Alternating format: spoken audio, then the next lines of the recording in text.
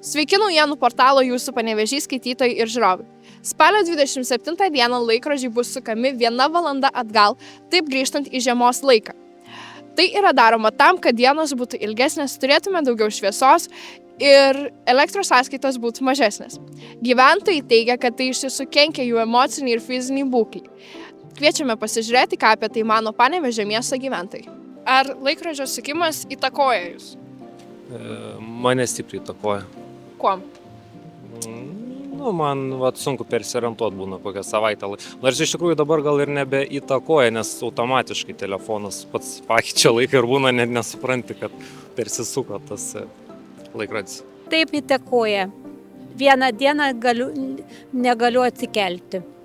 Todėl, kai pranti prie vieno režimo ir vėl kitas režimas, tikrai sveikatos neprideda niekam. Taip, žinoma. Be abejo. Kuom? Darbas ir taip prasideda gana anksti, po 7:15 jau turiu būti darbe, šiaip paprastai keliuosi po 5:25. Kai laikrodis atsisuka, tai praktiškai atgal, tai dar gali, pats bent tas įprotis toksai, kad gali atrodo ilgiau pamiegoti, bet kai da pavasarį vėl grįžta atgal, tai tada tikrai labai sudėtinga, reikia atsikelti labai jau anksti ir tikrai labai jaučiasi. Mėnesio laiko prireikia, kol pripranti daugmaž, o paskui ir vėl viskas iš naujo kiekvienais metais. Aš tai pavyzdžiui už tai, kad nebesukiot. Jeigu palieka vieną laiką ir nebesuka.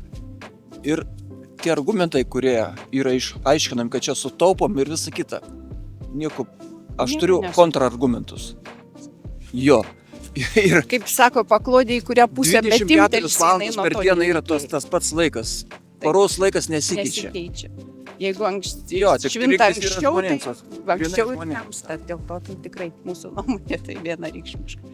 Man asmeniškai įtakos neturi.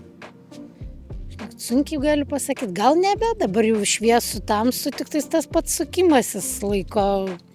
Pats faktas, kad reikia jį persukti ir kad ta diena patrumpėja. Šiaip galėtumėm ir nebesukioti. Jeigu būtų pasirinkimas ar atsisakyti, ar pasilikti prie laiko apsukimo, kokį rinktumėtės? Aš ir atsisakyti norėčiau, bet ir šiaip atsisakyčiau gal to sukinėjimo. Nors ne, gal žinokit ir sukinėčiau aš tą laikrodį, iš tikrųjų, nes šiai dienai nebereikia sukinėti jau, kai išmanėjai telefoną. Tai aš likčiau gal prie to, kad reikėtų sukinėti laikrodį.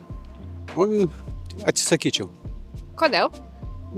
Paprasčiausiai neįtakoja, tai neturi reikšmės. Aš normaliai pritampam prie to ir adaptuojamės prie to laiko.